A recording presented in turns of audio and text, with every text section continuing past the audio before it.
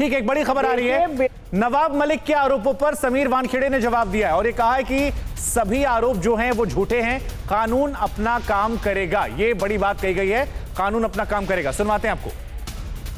आप जानते हैं कि आप आरोप लगाया महाराष्ट्र मंत्री ने कि आप उनको जानते हैं? बिल्कुल बिल्कुल झूठ, absolutely lie, and I can not comment, sorry, thank you very much. ऐसे बोल रहे कि वो थे क्रूज पार्टी में और आपने छोड़ दिया, उनको जानबूझ के छोड़ा गया। Law will take its own course, thank you. तो यहां पर आपने सुना, विकास गुप्ता वकील हमारे साथ हैं। विकास जी, आरोपों की तो झड़ी है, आप एक आरोप पर रिएक्ट करेंगे, अगला आरोप हाजिर है। कैसे देख रहे हैं आप इसे एक वकील के तौर पर, कानूनी पहलुओं के आधार पर जिस तरह से ये पूरा मामला आगे बढ़ रहा है? शुभांकर जी, वो एक कोई पॉलिटिशियन हो या एनसीबी का अधिकारी हो, और क्यों ना हम और आप भी हो, कोई भी कानून से ऊपर नहीं है। इस मामले में अगर आप एक बड़ी महत्वपूर्ण कड़ी देखेंगे कि जो पंच विटनेस है, जो बहुत ही इंपॉर्टेंट रिकवरी में ड्रग्स के मैटर में एक पंच विटनेस की भूमिका रहती है, जो पंचनामे से पूरी रिकवरी प्रोसीडिंग्स पे हस्ताक्षर करते हैं, अगर वही आकर के ये आरोप लगाएं कि मुझसे 9-10 कागज़ों पर ब्लैंक पेपर्स पे साइन कराया गया, तो ये अपने आप में एक इसकी जांच होनी चाहिए और इसमें किसी को आपत्ति नहीं होनी चाहिए।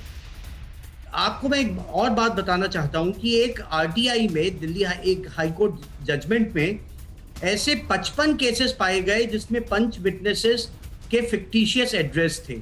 तो ये बहुत बड़ा सवाल मेरे साथ कल एक इसी चैनल पर एक डीजीपी थे, उन्होंने कहा कि जब पूरी मशीनरी लग जाती है तो अक्सर केसेस में गवाह जो होते हैं वो पलट जाते हैं। ये कोई नई बात नहीं है, और यहां पर वैसे भी हम देख रहे हैं कि स्टेट और सेंटर की लड़ाई साफ साफ नजर आ रही है।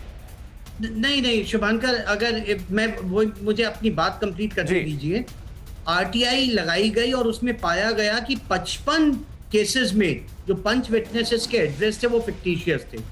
तो ये अपने आप में एक सवाल उठाता है डीआरआई और एनसीबी की प्रोसीडिंग्स में, और मुझे लगता है कि अब एक ऐसा वक्त आ गया है कि या तो लेजिस्लेटर्स को स्टैट्यूट में परिवर्तन ला करके या कोर्ट को बाय वे ऑफ जजमेंट कि विकास जी यही बात तो शुभांकर अगर आपकी आज्ञा हो तो मैं बात करना चाहता हूं। विकास जी यही बात तो वो कह रहे हैं कि इस मामले में, क्योंकि हाई प्रोफाइल मामला था, तो यहां ये भी समझ में आ रहा है कि पंच ने यूं ही साइन कर दिए कई सारे हलफनामों में, जबकि वो ब्लैंक थे।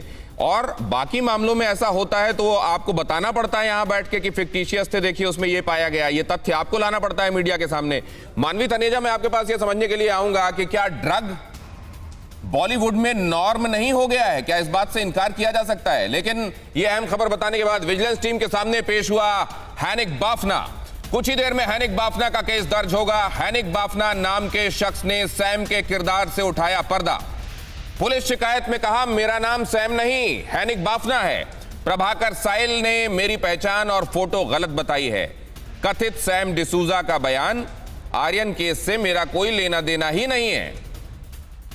25 करोड़ डील से भी मेरा कोई लेना देना नहीं, बाफना ने कहा है। हैनिक बाफना के बारे में और ज्यादा जानकारी दे रहे हैं हमारे संवाददाता जितेंद्र। क्या पता चला जितेंद्र इसके बारे में? और जी बिल्कुल, देखिए दिनेश, अब से कुछ देर पहले हैनिक बाफना इसी सीआरपीएफ कैंप के अंदर पहुंचे हैं, जहां पर बाकायदा एनसीबी की विजिलेंस टीम मौजूद है।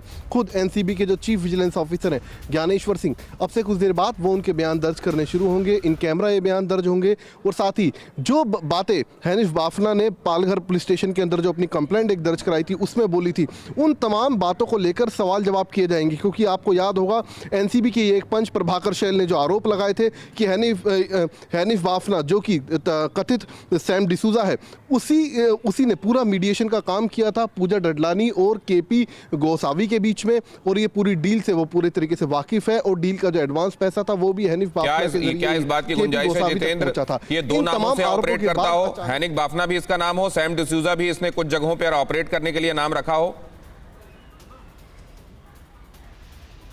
जी बिल्कुल, देखिए जिस वक्त प्रभाकर शैल ने इसकी फोटो, फोन नंबर वगैरह दिखाए थे, उसके बाद ये अचानक से नाटकीय रूप से सामने आया और इसने इस बात की तस्दीक की थी। जो फोटो प्रभाकर शैल ने दिखाए और जो बातें प्रभाकर शैल कह रहे हैं, जिस नंबर की जिक्र कर रहे हैं, वो नंबर मेरा है ही नहीं, वो फोटो मेरी है, लेकिन मेरा नाम हैनिक बाफना है।